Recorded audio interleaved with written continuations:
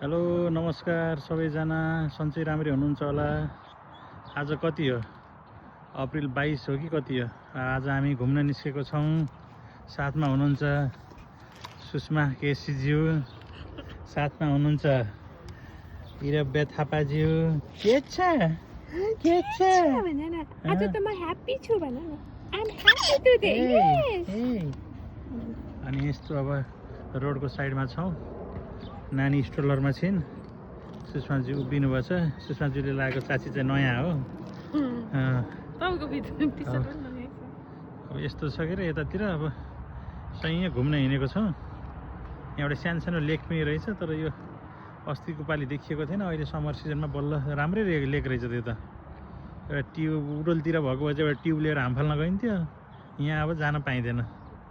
ल अब सबैभन्दा स्पेसल मान्छेलाई फेरि एकचोटि हेरौँ, त्यसपछि बन्द गरिदिउँ। ल ल ल ल ल ल ल यता हेर, यता हेर, त्यही राखेको अलि उ भएको छैन। ल ल यता हेर, छोरी यता यता खेलिरहेछन् कि हेर। ल आज न्यु इयरको दिनमा सपरिवार हामी यसो वाकमा जान लागिएको छ, इभिनिङ वाकमा। ल पहिला यहाँ छोरीलाई देखाऊँ। हेलो इराब्या, किन ठुस्स परेको रिसाएको हो? ल छोरी छिन्, यहाँ श्रीमतीजी हुनुहुन्छ है। यहाँ त म छँदैछु है, चस्मा लाएर गर्नु पर्यो। ल म छँदैछु। आज इराब्यालाई लिएर बाहिर घुम्न गएको। वेदर पनि एकदम राम्रो छ। फिल्स लाइक कति छ? 16 जति छ। 16। दायाँ बायाँ हेर्दैछिन्। बाहिर निस्केपछि चाहिँ अलि हाँस्दिन, हाँसो चाहिँ कम छ। हाँच्छु हाँच्छु अच्छा, आज इराब्यालाई लिएर यसो बाहिरतिर जानु लाग्यो। तर हावा लागेर फिल्स लाइक द 20 है। कति साह्रो भनेको। आज इराब्याको ड्याडीको कपाल काटेको टक्ले बनाइदिएर लग्छ। खोइ गजनी स्टार्ट आइरहेको छ।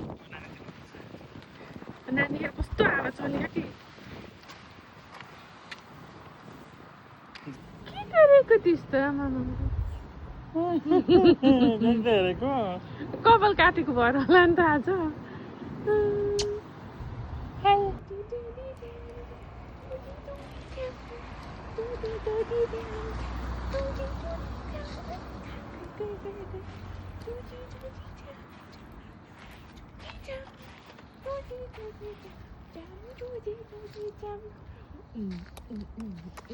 यो एउटा भयो।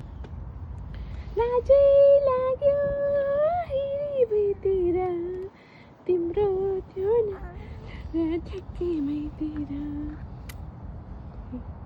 साह्रो